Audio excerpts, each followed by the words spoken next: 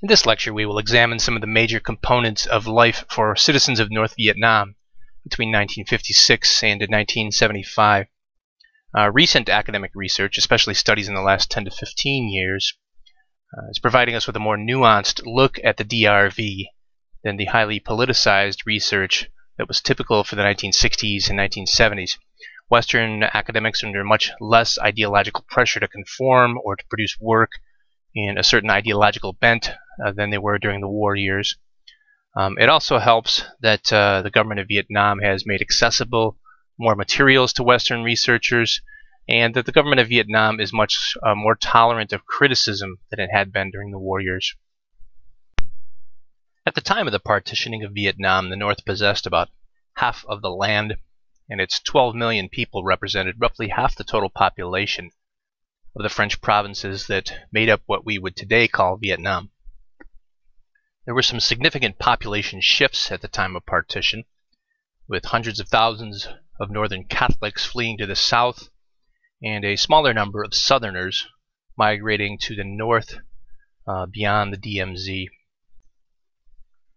Though North Vietnam was impoverished at the time of its independence in the mid-1950s, the DRV quickly prioritized public health. The chief system of offering health care to civilians was through mass public health drives. Thousands of public health personnel were given rudimentary medical training and were directed out to rural regions. The health cadres encouraged the use of such techniques as mosquito nets to reduce the incidence of malaria, and they dispensed locally produced drugs to keep healthcare costs down. Most of the healthcare personnel could also deliver babies and administer vaccinations for deadly diseases such as smallpox, measles, and polio. These health cadres also provided advice on ways to improve local sanitation and other ways to reduce health risks. This emphasis on healthcare in the DRV seems to have been the largest contributor to the sharp decline in death rates in North Vietnam in the 1950s and 1960s. Scholars have accessed fairly reliable DRV birth and death record data. North Vietnamese families had significant incentives to cooperate with these birth and death registrations. For example, families had to register a child's birth before that child could qualify for food rations, and families who registered a death qualified for funeral items, typically at no charge, such as burial cloths and the ritual incense. The North Vietnamese invested heavily in educational sectors, though critics, with some justification, note that every level of the DRV educational system also served as a propaganda vehicle. Nonetheless, between 1954 and 1972, the number of primary and secondary students in the DRV increased from 750,000 to approximately 5 million students. The North Vietnamese during this time achieved a literacy rate approaching 90%, which was among the highest in Asia at the time. The photograph on this slide depicts students at a Hanoi school saluting the flag in 1973. The issue of women's rights is somewhat complicated in assessing life in the DRV. It is certainly true that there were significant advances in this realm of human interaction. Critics, of course, would simply say that the true intent of communists was to subvert traditional society, and that attacking patriarchy was just a convenient ruse. But it should be noted, though, that child marriages were abolished under the communist regime. Domestic violence became a punishable offense, and divorce laws were introduced that were much fairer to women. The number of women working outside the home during this time period grew rapidly, and many women attained positions of power in the Communist Party and other spheres of life in the DRV. In the middle of the 1950s, the North Vietnamese government implemented a variety of agricultural reforms, including rent reduction and land redistribution. Large landowners and wealthier peasants were targeted and condemned as landlords, a term that in the modern United States doesn't sound so offensive, but in this era implied capitalist ideology. Their land was then redistributed to poorer peasants There were a number of documented mass killings of persons classified as landlords, some of whom were rather middling in nature, and some of whom had actually received land. This is one of the ironies. Under earlier land redistribution schemes in the late 1940s and early 1950s, estimates of the number of deaths during the land reform movement vary. Most scholars suggest that between 200,000 and 500,000 so-called landlords were killed during this era of land reform in North Vietnam. This 1955 image depicts a person denounced as a landlord being brought before a local tribunal. Other ways of dealing with landlords included sending them to what we would today probably call a prison, but it would be called a re-education or self-criticism camp. The North Vietnamese government initiated a program designed to combine farmers into what were known as mutual aid teams, MATs.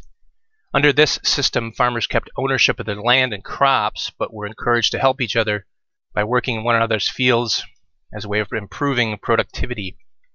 Government officials thought that these cooperatives would lead to greater agricultural yields than traditional farming methods. Farmers were compensated as a group for their pooled labor under the MAT system. In 1956, there were over 150,000 MATs in existence, but many farmers simply returned to customary approaches of exchanging labor only in harvest season. It appears, in retrospect, that most farmers were frustrated with the amount of effort it took to keep an eye on the other MAT members to make sure they were contributing their fair share of work. North Vietnamese efforts to use various collectivization schemes to improve rice production in general were unsuccessful. As noted on this graph, from 1961 to 1975, North Vietnam's annual per capita paddy rice production fell from approximately 269 kilograms per person to 194 kilograms per person, or over a 20% decline. In addition, the amount of cultivated land area and the crop yields per acre declined during the war. North Vietnam was thus unable to produce enough food to feed its citizens during the war with the Americans. This required the DRV to import as much as 15% of its total annual food needs. This 1969 photograph depicts North Vietnamese peasants en route to repair a road that had been bombed by the Americans. It was quite common for average citizens to participate in some function toward the war effort. While peasants at the time may have grumbled about the extra work in this era of widespread suffering, the North Vietnamese government benefited from the common perception that the war with the Americans was one of foreign aggression and foreign invasion. This nationalist sentiment among most citizens of the DRV consistently seemed to be stronger than any anti-communist ideologies that may have existed in the North. And even many southern Vietnamese believed this was a war with an external or foreign aggressor. These sentiments, of course, were bolstered by intense communist propaganda efforts, but it should be noted, I think, that it is much easier to build popular support for a war effort when there is an easily identifiable opponent whose bombs regularly rain on the nation's largest cities. All able-bodied citizens could at some point be obligated to take on a military role in North Vietnam. In this 1967 photograph, a group of teenage women take a break from their militia duties.